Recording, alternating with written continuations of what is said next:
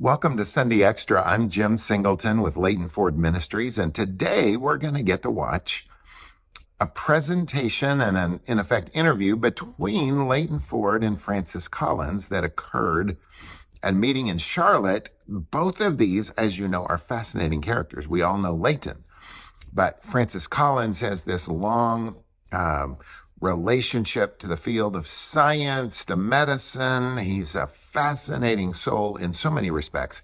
And as you watch this, I think you're going to discover a great word for you for this Sunday. May God guide you as you watch and as you listen.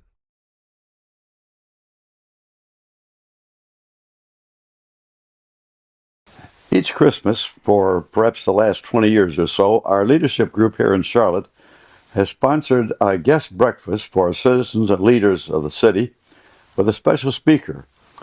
This year, some 300 people packed the meeting room to hear Dr. Francis Collins, eminent scientist and good friend.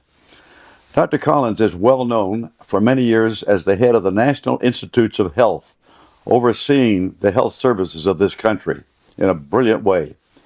He also was renowned because he completed the Human Genome Project, which after many years helped us to understand the makeup of our bodies, the cells of our body, which has spectacular impact on healthcare, among other things.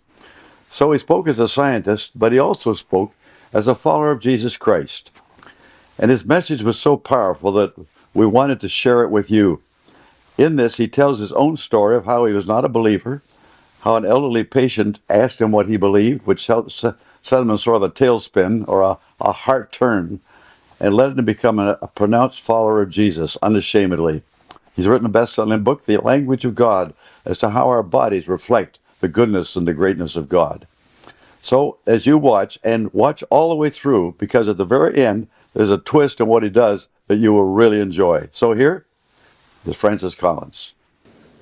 What an honor to be introduced by such a remarkable man of God, our friend Leighton Ford. Leighton, thank you for those kind words and for doing what you do at age 93 to bring us all together at times like this to celebrate life.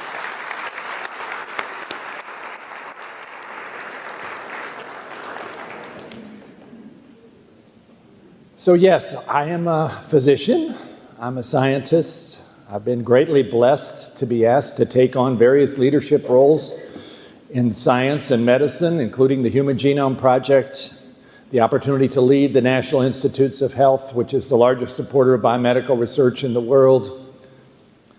But I'm a follower of Jesus, and that's what I'm here to talk to you about this morning. How did that happen, you might ask? When I encounter people who hear about the fact that I'm a person who finds that science and faith actually are compatible with each other, they're always a little surprised, and then oftentimes I get asked, well, what church did you grow up in? Well, I grew up in the church of nothing at all. I was raised in the Shenandoah Valley of Virginia on a small farm with parents who were doing the 60s thing, except it wasn't the 60s yet. They were a little ahead of their time. My dad was a college professor. My mother was a playwright. There was all kinds of interesting things going on in music and theater and the arts and history, but there wasn't much science, and there certainly wasn't any faith at all. It just wasn't seem to be relevant to my parents. I was homeschooled till the 6th grade, but not for religious purposes. It's because my parents were convinced they were better teachers than the local schools, and they were right. So I was greatly blessed by the opportunity to enjoy the experience of learning new things, a gift that my mother in particular gave to me with all those years of additional learning. And I carry that with me today. But when I got to college and those conversations start happening late in the dorm at night about what do you believe and what's your idea about God, I thought the atheists had the better side of it. And without spending much time on it, I decided that's who I am and that's my worldview, and that's the end of that. I went off to graduate school because I wanted to be a chemist, and I studied quantum mechanics, and I was in love with second-order differential equations that describe the behavior of matter and energy. But I maintained my atheism. It didn't occur to me that there was something beautiful here that might require an explanation. But then I got interested in life science, which I'd kind of ignored all the way along because it seemed awfully messy, by the way it is, but messy in a complex and amazing way. And had a big crisis of my own sort of personal and professional trajectory and decided I'm going to completely change the plan. I want to study life science, and I want to study it in a way that's directly relevant to humankind, so I'm going to go to medical school. Why those good folks in the admissions committee at the University of North Carolina? I thought that was a good reason to admit me to their class of 1977 is still somewhat of a mystery, but they did. And so I arrived in Chapel Hill, still trying to figure out what I was doing and still hanging on to my atheist worldview. But it didn't last. What happened to me was the experience of being touched by the Holy Spirit in a way I was totally unprepared for, in the form of an angelic elderly woman who was one of my patients. She had really advanced cardiac disease. We were not able to come up with much that could help her, and she had terrible episodes of chest pain almost every day. But as I would sit at her bedside, trying to help her through those, I would notice that she wasn't that interested in what I had to say. She was carefully reading her Bible and praying. And after one of those episodes, she turned to me and said, "You know, doctor, I've shared my faith with you, and you never say anything. What do you believe?" 4 words. The most important question any of us are ever asked, and I'd never really considered it in any kind of serious way. Think about where you are this morning. If somebody said to you, "What do you believe?" Do you know what your answer is? I sure didn't. I wanted to say, well, I don't think I believe any of this, but suddenly that felt very thin, like the ice was cracking under my feet, and this sense of panic fell over me that I'd gotten this far to age 25 or 26, and I had never given more than 2 minutes thought to the most serious question of life. So I had to get out of there quickly. I said something like, "I don't really know," and she looked very surprised, and it bothered me. And I decided, okay, if you're going to be an atheist, you better be better at it than you are so far. So time to strengthen those arguments because you don't seem to be in a very good place. So I began a 2-year effort of really trying to understand, why do people believe in God anyway? And if so, what kind of God do they believe in? And how could that be rational? Down the street from me was a pastor of the little Methodist church nearby there in Carrboro, North Carolina. And I figured I can go and ask him because he ought to know something about this. And that was Sam McMillan. He was the pastor of the Carrboro United Methodist Church. By the way, later on in his life, he and his wife, Anita, came to Western North Carolina and founded a retreat center for pastors who were in crisis called His High Places. His High Places is still here in North Carolina, not too far from here. But at that point, he was a young pastor, and he was willing to listen to all these blasphemous questions and not get upset about it, and basically took down a little book from his shelf and said, "You know, you're not the first person to ask these questions about how a rational person could believe in God. Maybe you ought to have a look at this one who describes his own journey." I thought, well, what's the harm in that?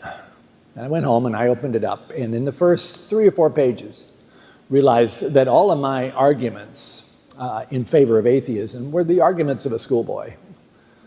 And they fell apart quickly with the logic being presented by this Oxford scholar, whose name, of course, was C.S. Lewis.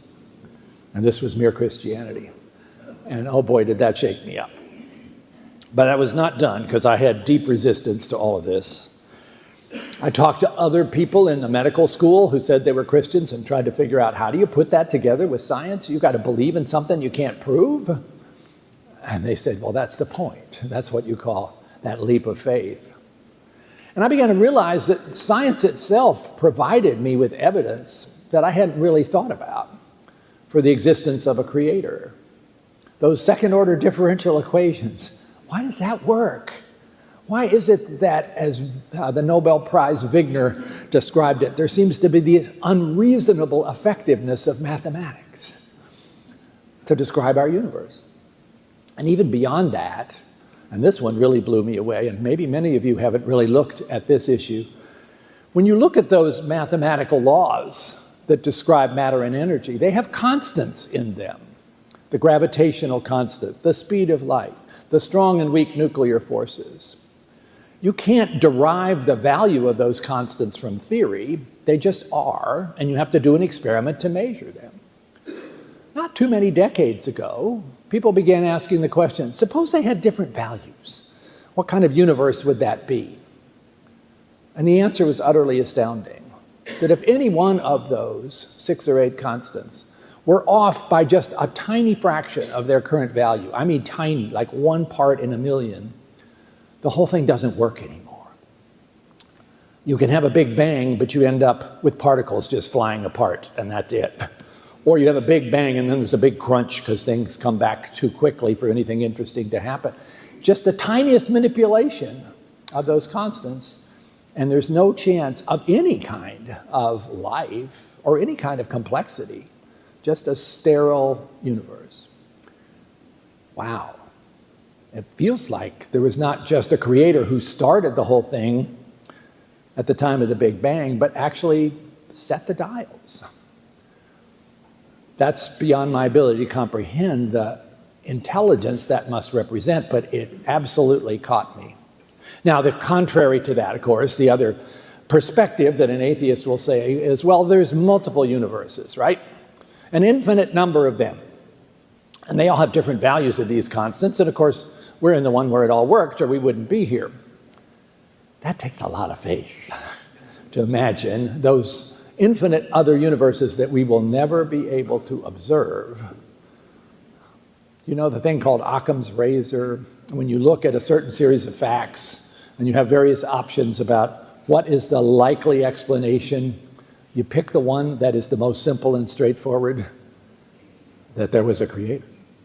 That the creator was a mathematician and a physicist and wanted the universe to be interesting and set it all up this way so that we could be here this morning in Charlotte, North Carolina, just before Christmas, having a conversation and thinking about how blessed we are to be part of that creator's plan.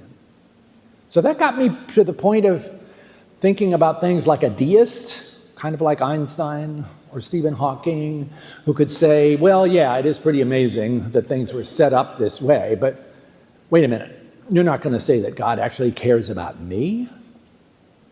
Okay, how do we get to that? Well, if you were interested in finding evidence for a God who cares about us, where would you look? And it brought me back to C.S. Lewis. That first chapter of Mere Christianity, the title, Right and Wrong as a Clue to the Meaning of the Universe. Okay, I'd never really thought about that, but there it was. Morality, the moral law. All human cultures down through time, as far as we know, have all had this same agreement that there is something called good, and we're supposed to be that kind, and there's something called evil, and we're supposed to avoid that. We disagree oftentimes about what fits in the good category and what's in the evil category, because culture influences that. But no society has said, I don't care about good. They've said, we're good, or we're trying to be good. And I realized that was me, too. I felt this urge to be a moral person, and I couldn't explain that on a purely materialistic basis. So if I was looking for evidence for a God who wasn't just sort of the creator of the universe and then went off to do something else, but who cared about me, and I look in my own heart, and I find there this signpost that says good really matters, which says God is holy. That sounds like something I really have to take into consideration. And then there was beauty. Why do we care about beauty? Why is it that if I hear here at Christmas time, the great Amen at the end of the Messiah, which some people have left by that point, but it's this amazing Amen. That's the only word in the whole last piece. And you get to the last few bars, and the sopranos go up to that high A, and everything else sort of goes quiet, and then there's this crashing series of chords and notes, and it absolutely melts me down. Why is that? Why does beauty have an effect on us? There's no particular materialistic reason for that. Another signpost. So after 2 years of that kind of struggle, I became less and less able to resist the calling. Talked to my friend Sam McMillan about that. We played golf a few times, and I would always ask him the most difficult question as he was about to line up a putt, but he forgave me for that. And on a beautiful fall day, hiking in the northwest of this beautiful country, in the Cascades, I'd never been west of the Mississippi until that day and the day before. I turned a corner and I saw this frozen waterfall against a cliff. And something happened. There was this absolute irresistible sense that the journey had reached its conclusion. It was no longer appropriate to say, I need to have one more day or one more year to explore. I could tell the ground behind me had already crumbled. I couldn't turn back. In front of me was this gap that I had to decide to leap across because I was not going to get a scientific proof, but I had the proof I needed. And I became a follower of Jesus, age 27, and it's the rock on which I stand and have stood for the last 47 years. So my friend said, that's nice. You just become one of those religious people, but you're a scientist. You're studying genetics. This is going to be short-lived. Your head will explode the first time you try to reconcile what faith is teaching you from what science is teaching you. But it never happened. And here I think I was fortunate not to have had that childhood training in a particular perspective of Christianity that carries with it certain expectations of how you interpret things in the Bible about origins. I'm a big fan of John Walton, the Old Testament theologian at Wheaton College, who's written a book called The Lost World of Genesis 1, describing what Genesis 1 would have meant to the people who first read it, and arguing that the peculiarly American way of insisting that that was supposed to be a literal description of the first 6 days of creation is not what the original audience would have thought, nor, in his view, what the writer would have expected them to think. But we've gotten very hung up on that, haven't we? Especially in conservative Christian churches. I think there are all kinds of ways to resolve those dilemmas, but they are important ones, and they deserve a lot of deep discussion amongst people who are both interested in rigorous science, which is the way in which we learn about nature, and interested in a serious scriptural reading of the Bible, which is how we learn how to be Christians. And they can be both those people at the same time. I am one of them. And that's why I wrote that book called The Language of God, which some of you have mentioned this morning, now 18 years ago, about how I put those worldviews together and continue to find them not the kind of non-overlapping magisteria that Stephen Jay Gould talked about, where you have to keep them separate or something bad will happen, but actually that they complement each other. They're harmonious. They are, as Francis Bacon said, the two books that God gave us. The book of God's words, the Bible, which I started out reading at 5 a.m. this morning, like most mornings, and the book of God's works, which is nature. And as a scientist, you get to read that book too, and get to see what God has given us there as a gift. Think about it. If that's the case, then science is also a form of worship, a glimpse of God's mind. And the laboratory is not just a secular place, it's a cathedral, where we, in the process of making discoveries about the universe, are uncovering things that God knew all along but through his blessings, we're now able to discover and to worship him even more. So I wish that that same perspective about science and faith would be widely appreciated by lots of people, and it is, but it is still a bit of a struggle in some places. I started a foundation called BioLogos, Biologos, a word I made up from the Greek, bios being life, logos being the word. In the beginning was the word. And if you go to BioLogos' website, you will see millions of people who are there interacting in a very interesting and gracious way about the interface between science worldviews and spiritual worldviews, specifically Christian. And a lot of really interesting insights that are happening there every day. If you haven't been to biologos.org, check it out.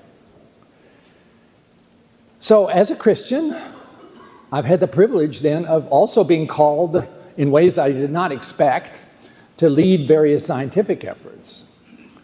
I didn't expect to be asked to lead this effort to read out the very first DNA copy of human biology, the human genome, all 3 billion letters of it, which got completed just about 20 years ago. But that was an incredible adventure. And for me as a believer also, again, an opportunity for worship, reading out those letters in this elegant script of DNA, which has just 4 letters in its alphabet, and therefore seeing the plan that God had for us to be here. So that had to be then, as the book said, the language of God. After that, I got asked to step up to the job of leading the entire National Institutes of Health, and had the privilege of serving 3 presidents in that role, Obama, Trump, and Biden, until stepping down in December of 2021. And that has unveiled over the course of that 12 years just amazing advances in biomedical research. We are now curing sickle cell disease, something which I dreamed of as a trainee way back in the 1980s, and which has now become possible through a gene therapy approach. Still not nearly as accessible as it should be. Work to do there to make it much more amenable to wide distribution, including in Africa, where most sickle cell patients live.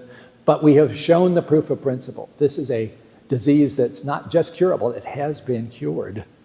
Advances that are happening in cancer, particularly bringing together what we've learned about cancer as a disease of DNA. It happens because of misspellings in a cell that cause that cell to grow when it shouldn't, and then using that information to choose a particular combination of drugs that's exactly right for that person based on the misspellings in their cancer, so-called precision oncology.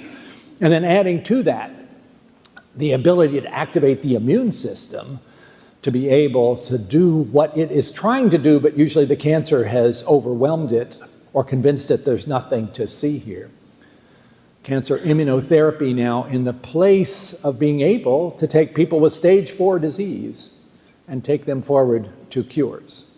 Something I didn't expect in my lifetime I would be able to say in just a sentence like that. And we still need to carry it further to make that happen more often. But we are on that path. We have a project that I got to start at NIH to try to figure out how the brain works. You have 86 billion neurons between your ears. It's the most complicated structure in the known universe. We're just walking around with one of them, each of us, and trying to understand how it works is a really big challenge. Some people think our brains aren't complicated enough to understand our brains. But we've got some AI to help us there, so maybe that will make it possible. And the technology to do this is getting better and better. So we're really beginning to figure out not just how individual cells do what they do, we're pretty good at that, but how circuits work. How it is that you lay down a memory and retrieve it. And how do all those things start to go wrong sometimes in disorders like schizophrenia or autism or Alzheimer's disease? Once we have this foundation of how the brain works, we're going to be a much better place to understand how to manage things when they don't go the way they're supposed to and what to do about it. And we are starting to see progress there, even in a very difficult question like Alzheimer's disease. So I've been greatly blessed, but I'm also greatly troubled about what's happening in our society, and that particularly came true for me in the course of the last couple of years where I served as NIH director. So that would have been 2020 and 2021. We all know what was happening then. There was that day on January 10th, 2020, when the sequence of the genome of the virus that was causing some deeply troubling circumstances in China got released on the internet. I was at work that day with the people at the Vaccine Research Center at NIH, and it was clear within minutes that this was not an influenza virus, this was a coronavirus. We knew a little bit about coronaviruses because of SARS, remember that 20 years ago? Or MERS, another 5 or 6 years ago. Those were coronaviruses that threatened to break out into major pandemics. And fortunately, with some good luck and some good public health, they got contained. So this was one of those. And we thought, well, okay, we have something to go on here. And we had at the Vaccine Research Center a team that for the last 20 years had been working on coronaviruses, considering this might happen. And a team that had also been working on this new approach to making a vaccine called mRNA. Some people think that all of that just happened overnight. No, there was 20 years of preparation without knowing it would ever be needed for that opportunity.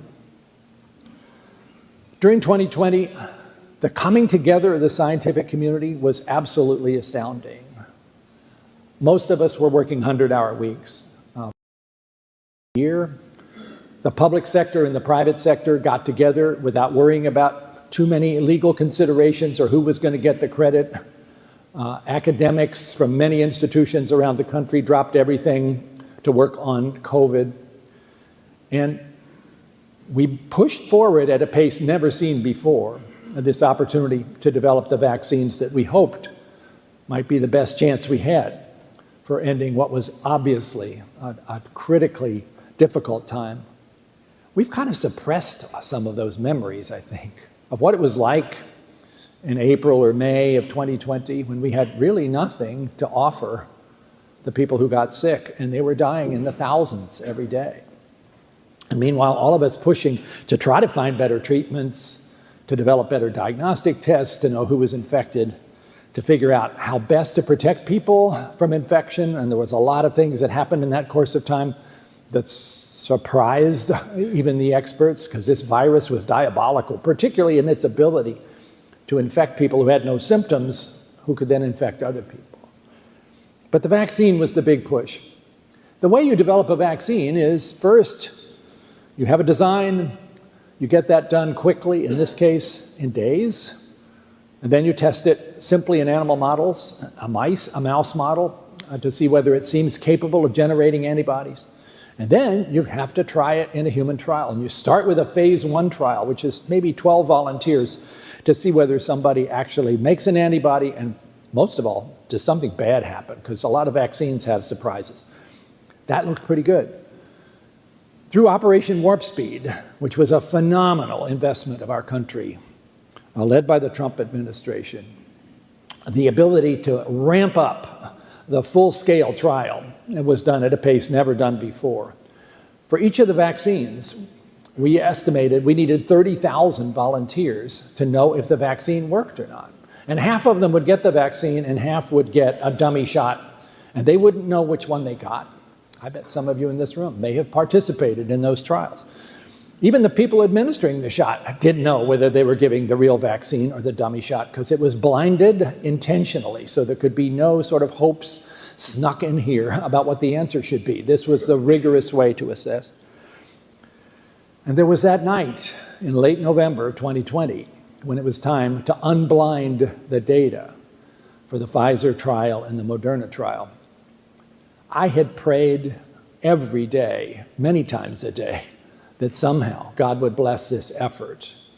So many people praying for relief from this disease, and maybe this was going to be the way that could happen if God's hand was on it. And so the blinding was taken off, and there was the result.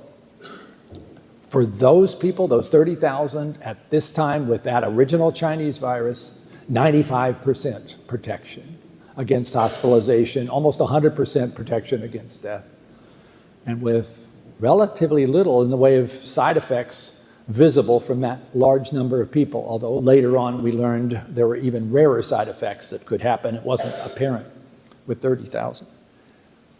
I was supposed to speak that night to the assembled team, and I couldn't. I was just overwhelmed with gratitude, with tears, with joy, with the sense that God really has blessed this effort, and we are now going to be able to save lives.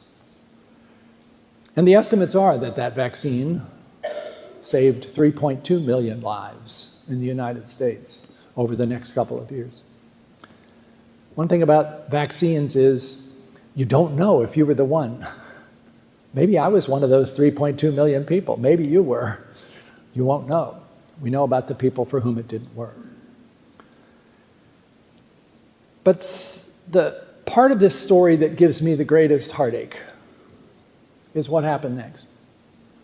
By the summer of 21, remember that? Vaccines were available to anybody who wanted one. We really made an effort to get the manufacturing scaled up and get them distributed, and they were all free. But 50 million Americans said no thank you. Led on by concerns that they had developed based upon things that were out there about whether the vaccines were really safe or whether they really worked. And maybe a sense that, we're getting by, maybe we can manage without this. Maybe it's just about the old people. And certainly elderly people were at highest risk. But we already knew over that first year that 30% of the people who died of COVID were under 65. I did everything I could to try to get the word out there about this. I did it on podcasts with Franklin Graham, with Rick Warren, with Tim Keller, with Curtis Chang, with Tom Wright. All of this trying to explain how this opportunity seemed very much to be in line with what God's plan might be for God's people. I don't know if it did much good, though. Because by the time we got to that summer of 21, people kind of made up their mind. The saddest of all statistics about COVID is this one. And this is from the Kaiser Family Foundation, who are a nonprofit, non-political. They estimate that between the summer of 21 and the spring of 22, 234,000 Americans died unnecessarily because of misinformation about the vaccine. That's like 3 jumbo jets crashing every day for 9 months. In this country, a country that is technologically advanced, a country that generally has been embracing of truth when it's available, and yet who lost their confidence in this particular opportunity to save lives. And these are good, honorable people I knew in my church who felt the same way because of the way in which this had all been handled. And here I have to say, the public health outreach that was done about COVID, and I was part of that, shoved in one of those vans and asked to talk to a camera about what the latest observations said about the disease. We should have said more often that what we were offering was the best we could do, but this was a story that was changing almost every day, and we might have to change the recommendations. And when we did, people wondered, what happened there? Last month they said this, now they're saying that. And then there was all the barrage of information coming from other sources, particularly social media. Some of it, frankly, from people who did not have the best interests of their listeners at heart. And we lost the battle about truth.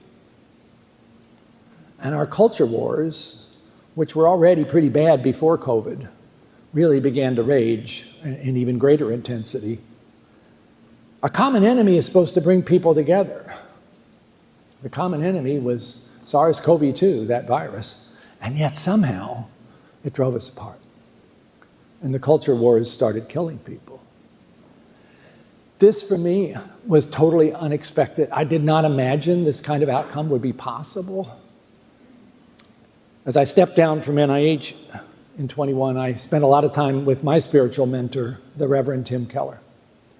Tim, at that point, had the diagnosis of pancreatic cancer and was at NIH involved in a very experimental protocol for cancer immunotherapy, trying to see if something could be done, which did actually succeed for a while until ultimately he lost his battle.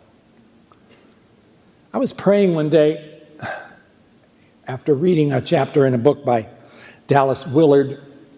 I'm in a book club, and one of the members of the book club is a big fan of Dallas Willard. Every time it's his turn to pick a book, we know who it's going to be by. And of course, it's a book about discipline, and that's a good thing. At the end of the chapter, it encourages you to stop and reflect on what you've just read and think about what it means for you. And so I was doing so, looking for insight. My prayer life is not one where I get sort of blinding, sudden answers. God does not speak to me out loud. That's never happened to me. I would love it if it happened sometime. But it's more this moment of getting some kind of direction, sorting out something that I haven't been able to quite understand. And so, waiting for that kind of answer. And this was the time where I got a very clear response. Not spoken out loud, but the words were absolutely clear. Don't waste your time. You may not have much left.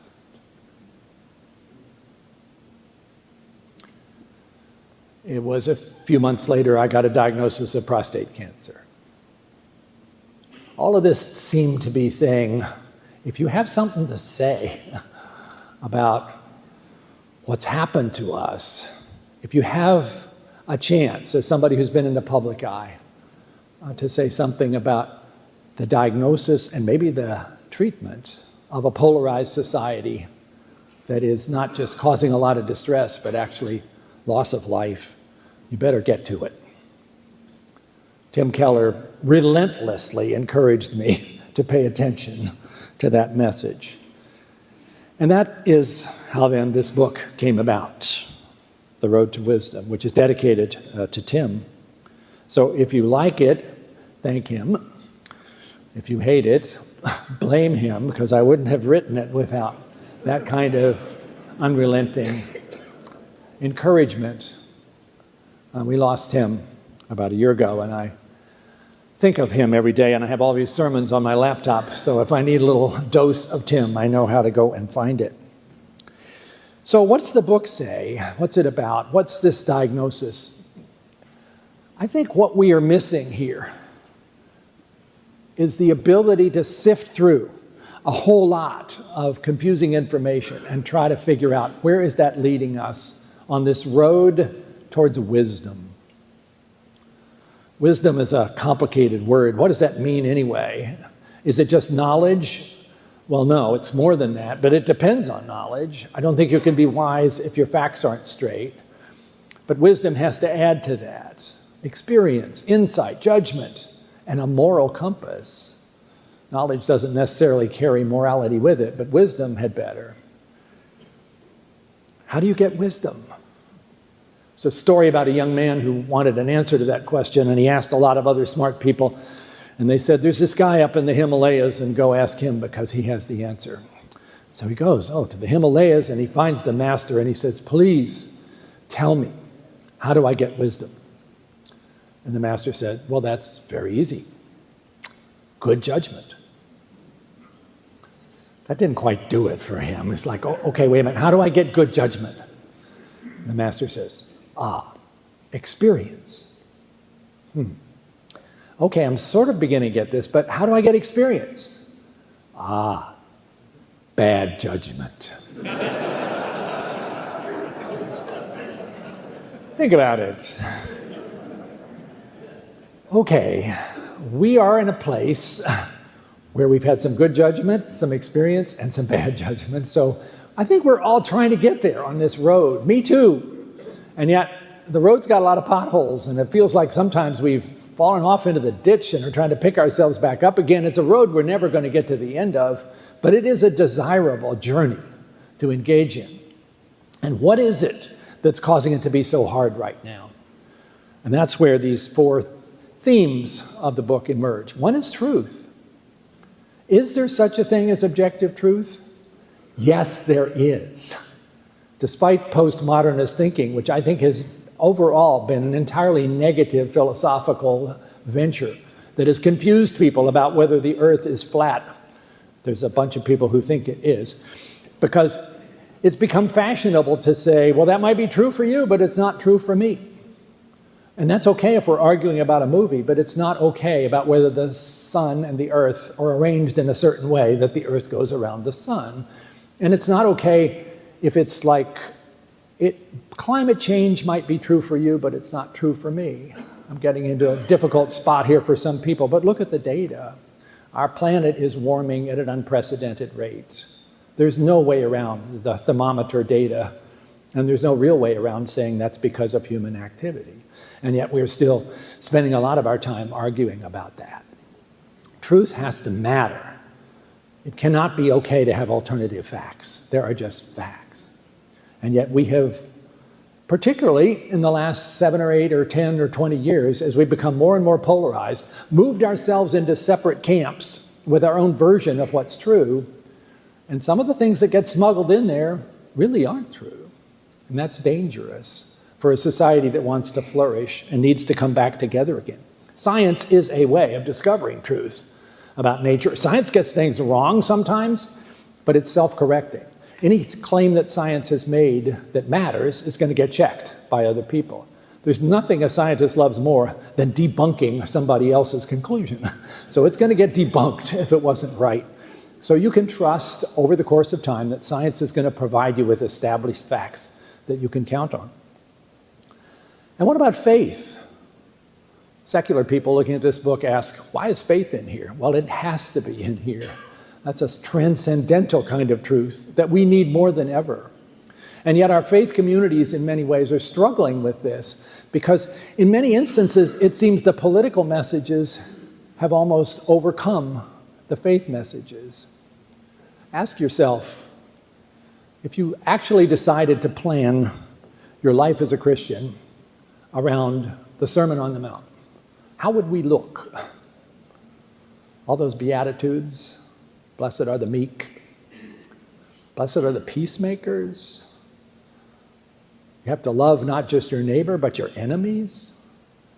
I don't think we're doing so well at that. Churches have also been caught up in the animosity game, the outrage Olympics. We're too easily triggered by something that somebody said that makes us angry or fearful, and then we start to resent the people around us who don't agree with us, and not just consider them to be misguided, but maybe even evil. Or, just worthless. Call no one worthless for whom Christ has died. Every one of us, in God's image, are creatures that deserve worship and respect, and yet we have lost a lot of that along the way. I'm part of a group called Braver Angels, which has sought to try to bring people together who have been in these very difficult, divided circumstances. Braver Angels will bring about 6 or 8 people on one side of an issue and equal number on the other side. Maybe it's about immigration or gun control or public health. And we have to listen to each other. This is the key. For the first part, each group has to listen to the other side so carefully that they can speak back to them what they heard. This is like marriage counseling for the country. And I think we need it, because we've kind of lost a lot of those skills, haven't we? You're so used to being in a tense conversation that as soon as the other person has started to make their point, you're already planning your snappy response. Nothing happens there that does any good. Listen, understand. Through that process with the person who often occupies the other side of the argument from me about public health, a guy who runs a trucking company in Minnesota named Wilkinson, I have learned a lot about how the COVID response seemed very ham-handed in the heartland of the country and did, in his view, significant harm to his business and to his children's education. Things that I was aware of, but now I understand a lot better. And looking back on it, I can say, I wish we had done things differently in that space. I won't apologize for everything I did to try to help people recognize how vaccines could save their lives. But some of the other public health measures we made probably would not have been done that way if we had understood better. So we need to do more of that.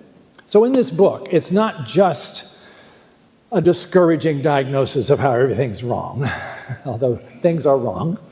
It's also, in the last chapter, something about hope and an action that we can all take. I don't see our divided society necessarily coming back together because the politicians make it happen that way. Surveys would say the politics is more diverted and divided than the people are. But we can do this. We the people, that's who we are. There's this concept of the exhausted middle of the country. I'm part of that. They're not on the fringes yelling at each other, but just wondering, like, what happened? If we could, each of us, step away from saying things shouldn't be like this to saying I shouldn't be like this and act accordingly, then perhaps we'd be on a path to healing.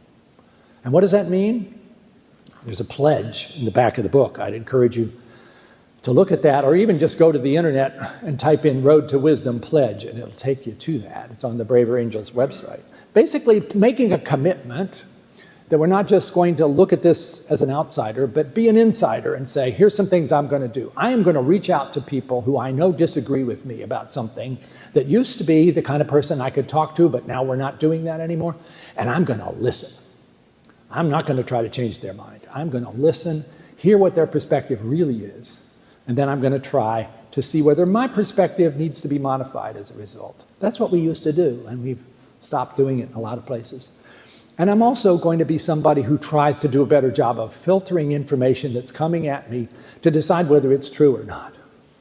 Does that source deserve my embracing that claim? Does that source have integrity, competence, humility? Or is it just something that makes me mad? We have to do a better job of that. We're putting our trust sometimes in the wrong places and withholding our trust from credible sources because they don't happen to be in our bubble. If we did that, a better job of filtering our information and then reaching out to people who don't agree with us, and if we did that not just here and there, but as a community, and particularly a community of faith, we are the people of truth. The truth will set you free. Then I think this terribly difficult period that we're going through might be something we could look back on and say, okay, that was a rough time, but we learned from that, and we understood from that how we are called by Jesus to be more than that. And especially now, at this time of Advent, where we're contemplating the amazing gift of that baby coming to earth, God's Son in our midst, to help us find a path forward in our unholy selves to be acceptable to holy God because of Jesus' sacrifice. If there's not a better way to motivate us to think about how we can be peacemakers, I don't know what that would be. Blessed are the peacemakers. If somebody asked you right now, what do you believe? What exactly would your answer be? I know what mine is now, but I have to keep remembering it. I have to keep remembering also that doubt is not the opposite of faith. It's an element of faith. If you have some doubts yourself this morning, that's a great moment to figure out ways to focus on some areas that might need some additional work and scripture reading and conversations with others, and a way to bring yourself even closer to the God of all the universe, who in just a few days we will celebrate by his giving of his own Son to save us. But we all have to be willing to take a risk, to be that peacemaker. Before I take the Q&A and Leighton comes up here, I want to sing you a song about a remarkable experience of peacemaking that happened at Christmas. And this really happened. It was quite a few years ago. Some of you may know this story. Some of you may even know the song that was written about it. But at Christmas, this feels like the kind of thing to reflect on. Hang on.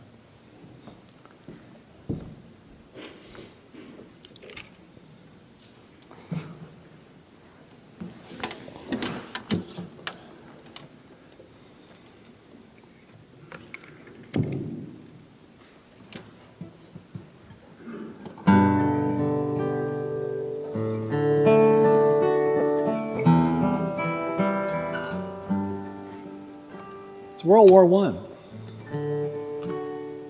And it's Christmas Eve. And this is what happened. My name is Francis Tolliver. I come from Liverpool. 2 years ago, the war was waiting for me after school.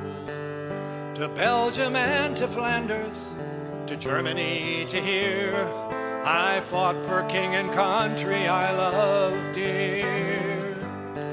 It was Christmas in the trenches, where the frost so bitter hung. The frozen fields of France were still, no Christmas song was sung.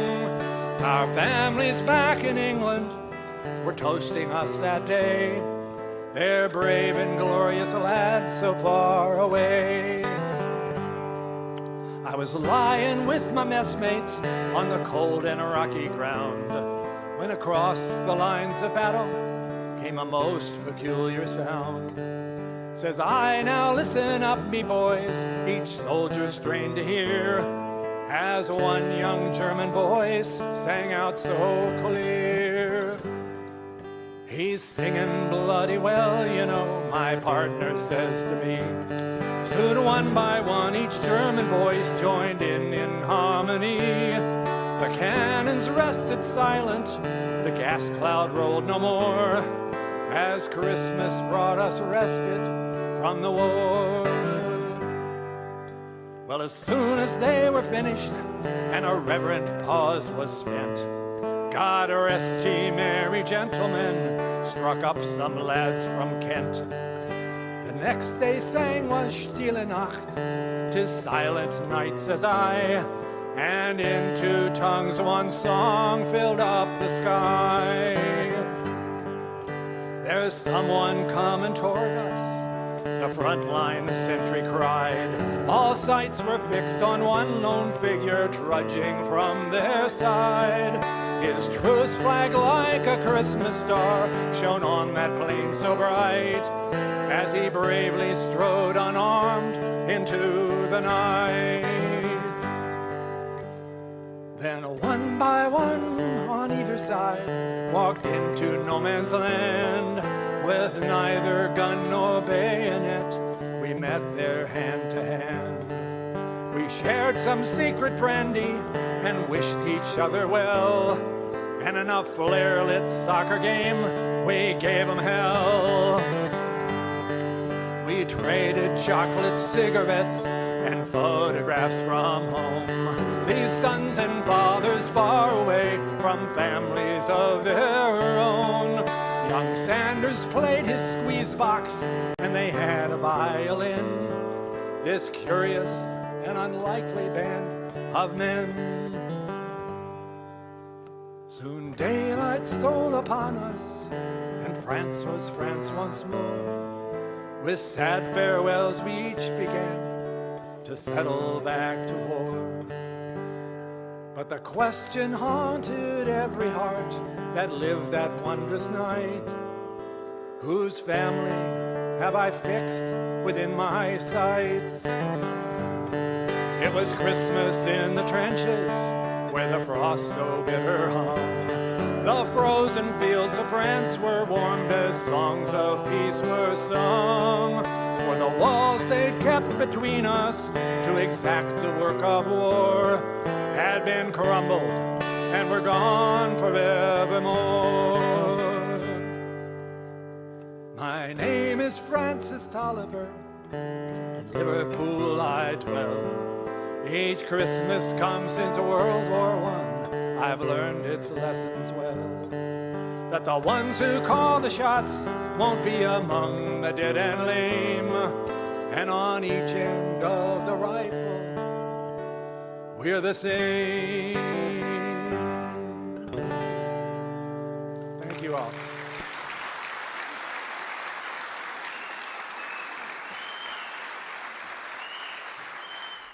Thank you so much for joining us on Sunday Extra. It is always a pleasure for our lives to intersect through this digital means. And as you live into more and more of 2025 with all kinds of new things around us, we want to be deeply grounded in what God is doing in our lives. So thank you for being with us.